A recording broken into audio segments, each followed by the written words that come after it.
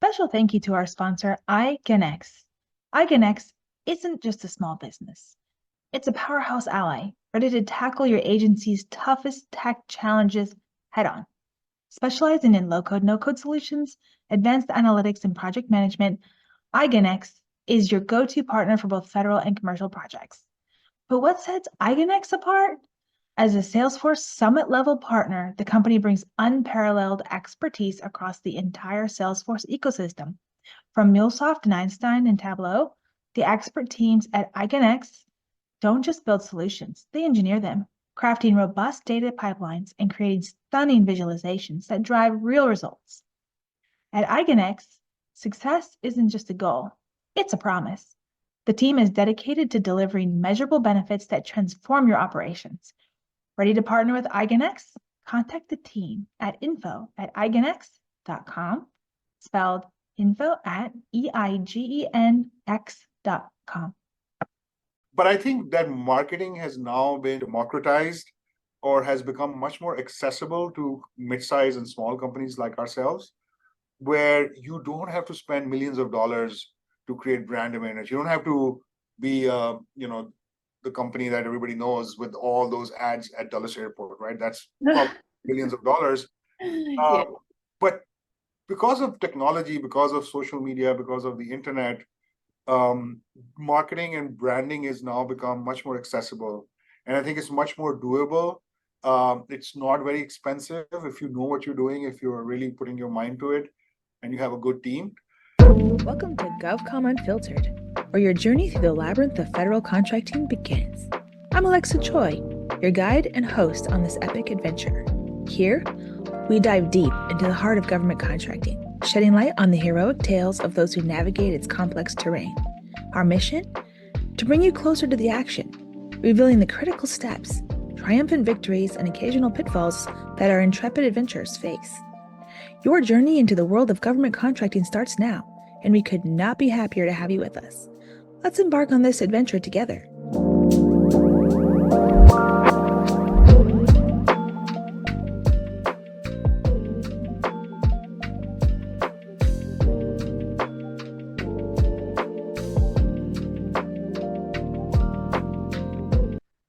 Thank you for tuning in to GovCom Unfiltered. I'm Alexa Choi, Chief Operating Officer of G2X, and today we are talking to Raza Latif, the CEO of NuAxis.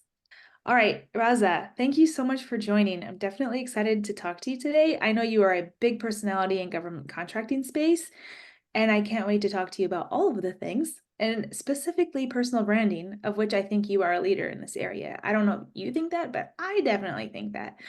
So, but first, before we get started, can you please jump in and tell us your origin story? Where did you come from? How did you get here? And how did you get into government contracting? So, I came to the United States. So it starts with me coming to the United States in the year 2000, where I had just I had done my engineering in the country where I was born and grew up, which is Pakistan. And I was working there, and there was a shortage of technical folks in the US at that time. And I ended up getting a job here, and that's how I ended up here. And I ended up in this area, which is the DC metropolitan Virginia area, DC Maryland Virginia area, and as you know, the biggest customer and the biggest kind of mover and shaker in our local economy is the federal government. So that's how I ended up. My first job was to support a customer that we still support to this day, 24 years later. And so, I always like to say that coming into the federal world is the biggest blessing that I've ever had, in my life, in addition to my family and all those other. The other ones, the other blessings. Yeah. I think professionally, it's been an amazing blessing because nobody plans it, nobody kind of targets, especially coming from a different country and being a sort of fresh off the board. But I ended up finding myself in this circumstance where I've never looked back. I think it's just an amazing industry. That's all I know. That's all I can ever do. Same. Right? And that's our world. And Yeah. but I do feel very blessed to be a part of this world because it's there's a lot of amazing things happening here. Got it. So, I mean, you kind of left us in suspense when you said your very first customer who you still support today. Who is it and what are you guys doing for them? It's National Park Service at the Department of Oh, Interior. So that was the first customer we ever had as a company. And like many other companies, leaders, we all start as billable resources at the beginning of our career. So I was actually on site at National Park Service at 1849 C Street. Um, and my job was to help them. This is 2001. Help them move their real world, physical world training system to an online training system. So that's kind of how it started. And National Park Service, even to this day, I mean, I don't do the work anymore, but we have team members who are supporting various parts of National Park Service through contracts. Yeah. awesome. Perfect. Thank you for sharing that. So, as the CEO of NuAxis, what part of the job do you like the most and what part of the job do you like the least? Okay, now you want some favoritism to begin. I personally, and this is not, it's just, it has everything to do with who I am as a person, as a professional. I really like the marketing part of it, which is something that we can talk more about as you were talking about, branding and all of that. That's an area which I really get excited about, and I think I'm very passionate about it. And so I think the marketing part is a lot of fun to me. And the part I don't like, I think the you would not believe this, but it's actually, sort of going out and networking. Really? It's a it's something that doesn't come naturally to me, although I do it. It's something that I do, and it's part of my job. But yeah, I think that's an area where I'm kind of walking in, and I'm very nervous, and I'm very sort of I get drained very easily in that process. Uh, Wow, this is definitely unfiltered because nobody would know that about you, Raza. You show up, big personality, perfect mustache, ready to network. I would have never known that we do like take shots in the parking lot. Like, how do you get yourself calm and ready for a networking uh, event? yeah, I mean, since this is unfiltered, yes, part of it is a little bit of the what do you call it, the social lubricant that helps. And talking about the mustache and all, these are props, right? I mean, these are Yeah. things that kind of help me kind of help me be now this is getting a little bit more psychological than I kind of helps me have a makeup on, right? So this is, Yeah. I'm playing a role, I'm out there, it's part of my persona. So yeah, I think that's my least favorite part. Got it. Cool. I mean, that's good to know. And if I see you at a networking event, maybe tonight, Yeah. I will warmly approach, not like scary approach. Okay, so you kind of hinted at it before. So the marketing piece, personal branding. Tell us, first of all, NuAxis, from my understanding, is known as a CX UX company. So how does that tie into personal branding and how you show up in the industry? How does that whole thing kind of work? And what excites you about this part of the business? So personal branding, I think that there's a fine line between personal branding and your company's branding, right? Yeah. So all leaders have to make that very strong, because there is leaders sometimes tend to, not sometimes, many times, CEOs, let's just say CEOs, tend to have big egos, and they like to be the center of attention, and all that good stuff, and I'm one of them. But we have to be aware that personal branding is not about your own branding. It's about being an ambassador. About being a representative of the company that you represent, and the company that you lead, and the company that you're sort of responsible for.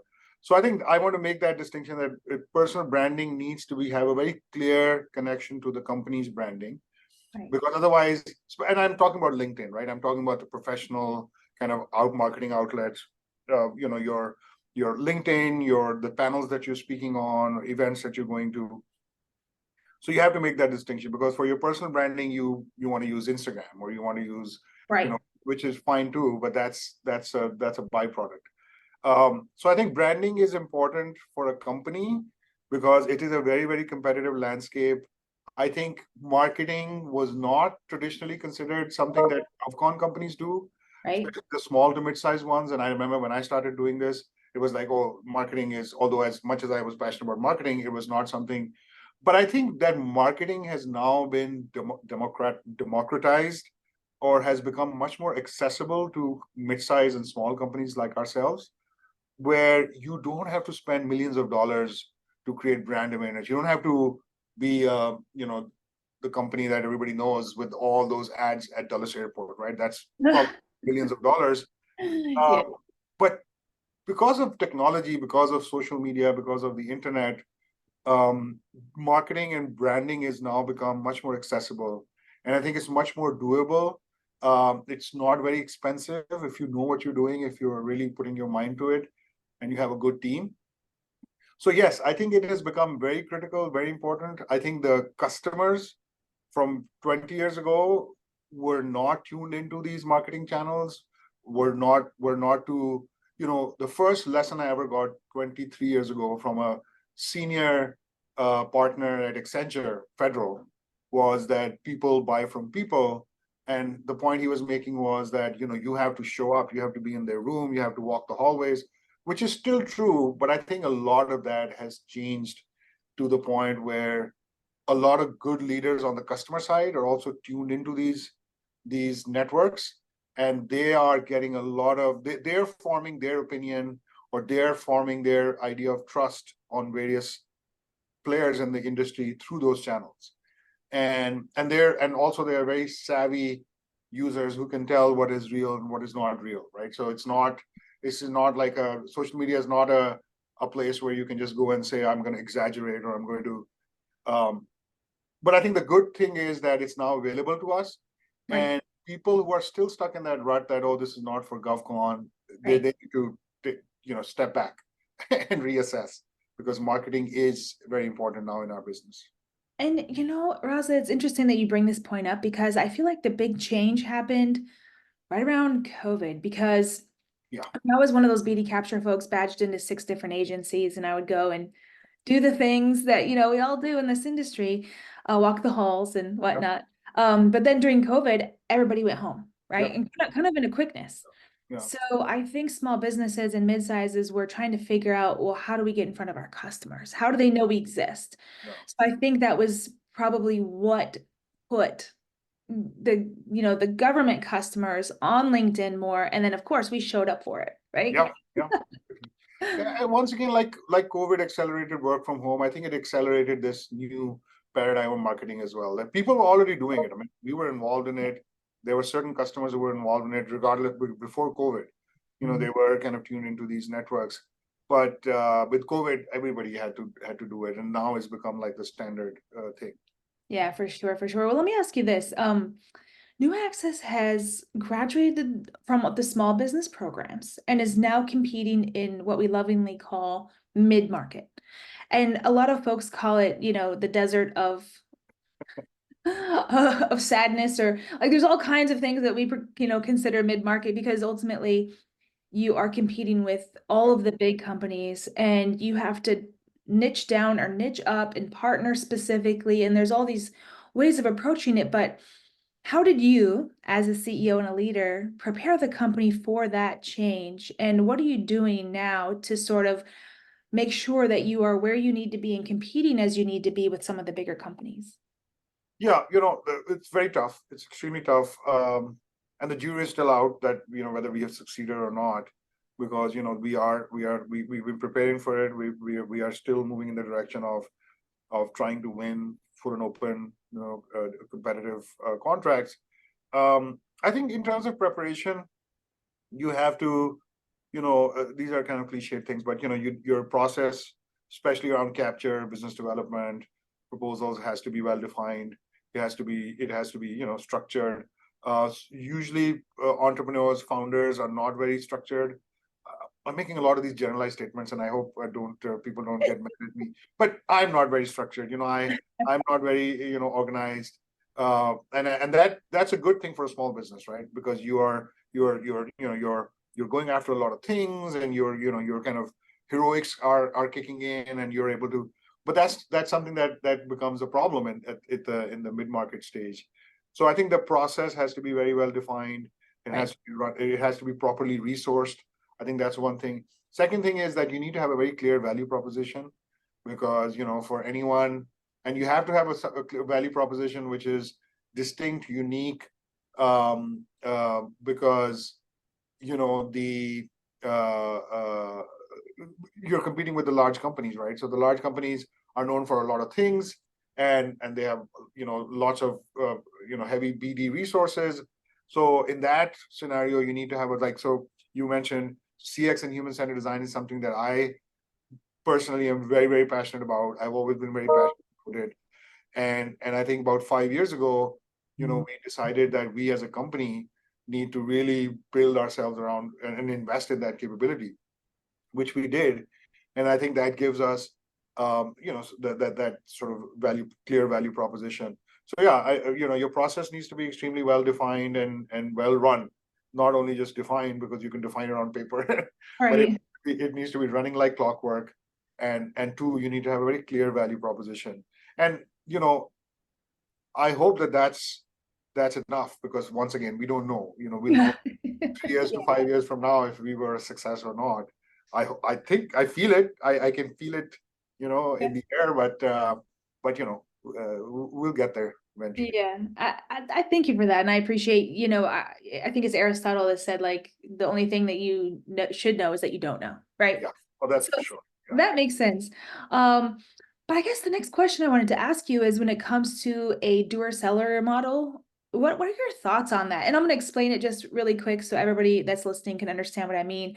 And what I mean is, a doer-seller model in government contracting is when you have your PMs on site, and then you also incentivize them to grow the business, rather than having a centralized growth team that runs your BD capture efforts outside of the people that are deployed on the ground. Yeah. How do you do it? And what do you think is the best way? It is, once again, very tough. It is one of those things that we are in the process of doing, and that's once again a logical step as you become a mid-sized business, or even before you become a mid-sized business. I think there's a cultural shift that happens, because as a small business, the delivery is the most important thing, which it's also to a mid-market company. And people are rewarded and incentivized to really deliver beyond customers' expectation. And that becomes the reason why somebody moves up in the organization, if somebody is recognized. And as you kind of move into this doer-seller model, you say, okay, in fact, I even tried that, but I've kind of toned back on it, talking about unfiltered. I used to say a few years ago that, your delivery is table stakes. We are an ice cream company, better be making good ice cream. Otherwise, why is it in business? The real value that any leadership brings to an ice cream company is new flavors, new markets, new way of packaging. And that's what all of us should be doing. So I used to say that delivery is table stakes, and I got feedback from our team that, listen, delivery is very tough, and you're kind of saying, you're making it sound like, oh yeah, that's just table stakes, that's just the baseline. But I'm telling you the thought process that I went through, right, where I said, we better be delivering good services. I mean, that's, the government has given us a contract. So we're not going to celebrate our wins by doing good delivery. We're going to celebrate our wins by bringing new ideas, expanding our footprint, so on and so forth. So, I think it's also at the end of the day, it's the people who are doing the work, who are very focused on delivery. They were chosen in those positions because of their focus on delivery, to the point where they even associate like asking for more work with negative emotions. That if I ask my customer that, oh, why don't we add some more people, or add a new task order, which is what growth is, they feel like that they don't feel good about it, right? So they're different personalities. So you have to kind of, so then in this new paradigm of doer seller, you need people who either make that shift and say, yes, my job is, and we're not selling widgets, like we're not selling toothpaste or whatever. Right. We're selling services. So if you look at all the big successful consulting companies in our world, like Booz and Accenture, so they have that model to where we are not coming to you and saying, hey, give us more work, give us more work. It's more like, hey, that new cloud legislation that has come, let us help you understand it, and that's how you kind of go around expanding your footprint. So it's a difficult thing. We were told that it's going to be a difficult thing. We found out that it's a difficult thing, and and I think it comes down to people's personalities, right? You people who are very good at delivery, they tend to have an aversion to selling. Right. And so you have to find those people who have both. Yeah. So you have farmers and you have hunters, right? So yeah, that makes a lot of sense. You're right. So let me talk about BD and capture. And this is something I love asking folks, especially folks in the CEO role. What do you think the difference is in this industry? And are those two different personality sets as well? Do you think? Have you found? So, I'll tell you how my brain has evolved. So in my early days, BD was proposals, nothing else, nothing Oh, more. just proposals. Like you get them in, you respond to them, and you get them You out the see an door. RFP, you respond to it. And I think as a small business, it really worked for us because we did not have any capture cycle. We did not.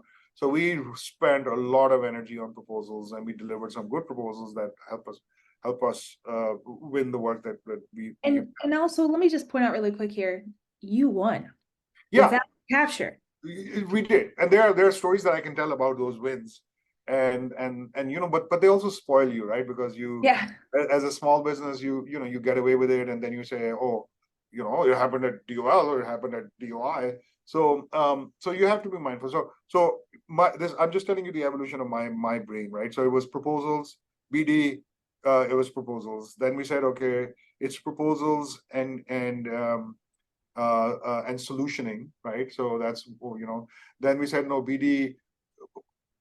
I call what I'm calling business development. What I mean by that is growth. So growth is proposal solutions. Then I realized many years ago that there's capture. There's something called capture. I'd heard about it, but I did not have any idea what it was. So we started investing in that and creating a capture capability. And then to me, I think of business development as the front end of the process of the funnel, where the business development folks are the ones who have the relationships, who have the ability who are not afraid to network, who are out there, who are building relationships and building trust, and then are able to identify opportunities which they bring to the capture people. The capture people are the ones who are kind of like the researchers who kind of go deep in that opportunity. And then the business development capture team works with the solutions people to really build a solution around all of the pain points that they're collecting. And then all of that gets translated into a proposal, which wins the day. And then, you get into delivery. So this is kind of how I have started thinking about all of this. But it all started with, hey, RFP, write a good proposal and win it. And that's your growth strategy. Well, thank you for explaining to me how you think those parts and pieces work. Your thoughts align with mine, but I also think you mentioned a really important point. It depends on the size of the business, right? Because when you're $1 million or less, you probably are not going to have 3 different people doing all of those different, but it's maybe one person that's probably billable, also responding to people, you know what I mean? Like there's the whole evolution that happens. And it sounds like it happened for your company, and what you described is, I think, widely accepted as kind of how it goes. And I also have to say, some of the best capture people I've ever worked with are that personality type that are very analytical. Yes. But your BD people cannot be that person. They should be those butterflies, right? They're emotional. BD people are emotional. They connect. They're empathetic. They're once again, I don't want to generalize. I, as a BD person, once again, I'm not very organized. I'm not very structured, but I'm authentic. I'm genuine. I want to listen to you. I want to understand your issues. So yeah, I think the capture is something that is a skill set. It's very analytical. I think of capture as like intelligence agents or analysts, right? Yeah. These are people who are not collecting the information. They are actually looking at the information and analyzing it and creating a picture of what's going on in a certain situation. So it's a lot of fun, and it's very hard to resource it as a small business. Absolutely. Hard to resource it as a mid-sized business. I mean, it is overhead, and you have to be very committed to growing. One thing I want to add here, and I think that will be useful to people who are listening. George Wilson is is a celebrity in our space, in the sense that I think he grew Stanley to a big point and they sold it, and then he came to ECS Federal, and they're an amazing success story. So George Wilson, I at a dinner event, he was speaking. It was a small dinner event, and he said something which really gave me a lot of satisfaction and kind of encouragement. He said, our industry is the most regulated and most structured industry that you can imagine. It's public money that's being spent, so there's a lot of scrutiny, there's a lot of oversight. And he said, in that environment, if you are following the process, and if you are, doing the business development, you're doing the capture, you're doing the solutioning, you're putting in good proposals, there is no way that you're not going to be successful. And I think I find that to be a unique thing in our industry, because we are so well regulated. Everything is above board. Nobody is doing you any favors. You're not whining and dining people like in the commercial world to win favors. It is yours, mine, and Marianne's money, and this being spent by these custodians. So they are extremely mindful. So if you follow the process, the success is almost guaranteed. So that I find to be very, very. Whenever I get down, I think about it. I'm like, okay, you know what? We're gonna be okay. Yeah, I really think it's a hopeful thing to say, and I think it's probably true also. But there's a whole lot of losses in there, and a whole lot of wins combined equals success. And it's always, I used to have a saying that was like, win or lose, we still celebrate, right? Because if you lose, you kind of learn through the process, and you're probably better at the end of it. It was a whole thing. Well, let me ask you this. What are some of the gotchas that you've learned about? What are some of the things that if you were to restart the journey all over, that you would kind of zig instead of zag, if you will? So one, working with large primes is very tough. Very early on, we got some bad experiences, which a lot of companies go through. But this was very early. So we decided we're only going to do prime work. We're not going to do any subcontracting, which worked. Maybe not. Maybe it did. Who knows how life would have been different if we had gone down the path of subbing to larges also, or even working with larges as a prime, because we were small and all of that good stuff. So I think that's one thing you want to look out for. I think you want to make sure that you're not spoiled by the initial wins that you have as a small business. As I was saying earlier, that we didn't do any capture, the customer didn't even know who we were, and we won, so that's the way to win business. It's not, it just works in some situations, but it does work. I wouldn't shy away from it, but it can't be a strategy. It is something that happens. I think like in terms of our experience, we did not really maximize the 8A program.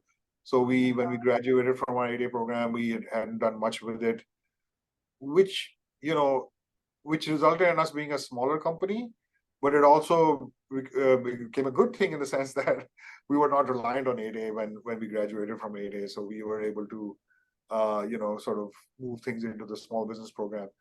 I feel like that's a plus in your column, actually, because if you're very successful, you have to pivot all of that work outside of the 8A program or mentor protege or some other thing. So we were not overly reliant. We had 8A work, but we were not overly reliant on it. I think you said it in your message that you don't want to talk about people because everybody talks about people, but I think the right people. I'll tell you my take on it, right? So I think you have to find people who can do things as you're setting up the company and you're growing them. You have to find people who can do it better than you. I think that's an important distinction you have to make, that you need to look at your colleagues' work and say, oh my God, I can spend another 10 years and I will not be able to create a product like this or an outcome like this. So you have to be in awe of your people around you that, oh my God, I need to get out of the way and let this Yeah. person run with it. So I think that's an important thing to look out for, that don't build a company in the shadow of the founder or the CEO. You know, the founder and the CEO is a facilitator. I see some companies where the founder is kind of like the, you know, sort of the patriarch or matriarch of the company, which I find is my preference. I find a bit off-putting because, you know, nobody can create a business like NuAxis, you know, without collaboration. Yes, the CEO can be the mascot with the mustache, but they cannot be the person standing there and saying, "Oh, I built this company from scratch." No, we did not. Yeah. We all kind of came together, and it was a village attempt. So just keep an eye out on that. That nobody can do this alone. Just So, Raza, I think your mustache now has to become your mascot. I'm looking out for that on LinkedIn, by the way. And the second thing I was going to say is, how do you build an executive team that loves the company, trusts the company, and stays with the company? I think you and I both know that that is one of those critical Jenga pieces when you're building a company. So one thing is that, find people or try to recruit people who are better than you. I think that's an important part. And then take care of them, right? I mean, that's an important thing. I think the other thing is that, and somebody had asked me this question, and I thought about it, and I was like, okay, I don't know. I mean, there's nothing special that we do. I think that my mindset is that I'm always concerned that I'm not doing enough for my team members. It's very rare that I'm looking at someone and saying, oh, you know what, this person is not putting in enough. I'm always very critical of, are we as a company doing enough for this individual for them to thrive and grow? I mean, it sounds very bookish and academic and cliched, but in a true sense, I'm always concerned about what have I done? Right. How can am I falling short somewhere because this person is not engaged, or Right. what is it that bothers me? So I think that kind of a approach is helpful, because people find that to be, the people feel that they're valued, right? And they're not just somebody that I'm looking at and saying, okay, what can I get out of you, type of a thing. So right. I think that may be it. That's a good answer. I mean, I thought you were going to say like monthly VP dinners, or I didn't know what you were going to say. So I think this is a really human approach. I'm very philosophical in my life, so you'll get a lot of these kind of abstract ideas. No, I love it. I love it. So we're going to get to the part of the podcast where I ask you the same two questions that I ask everybody. So the first one is, what are two pieces of advice you would give somebody just breaking into the industry and maybe looking at you as a role model?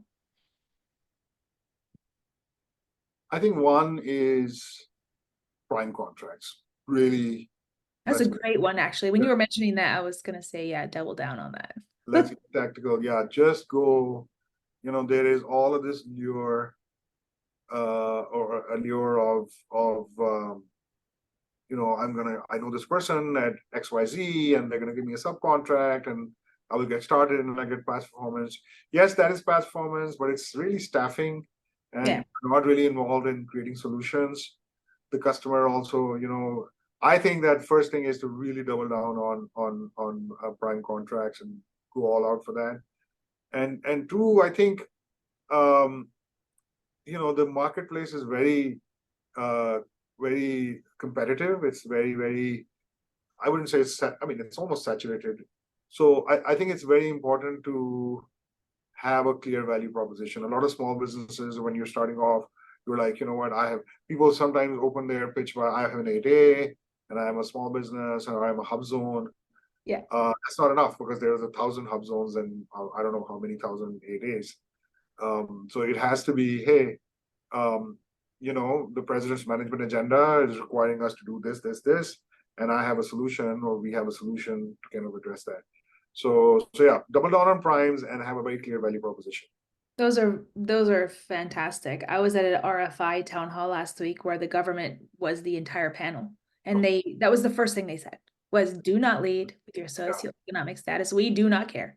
Yeah. So, I think that's such a valuable piece of advice. And the next question was, what is your personal superpower and how do you know it's your superpower?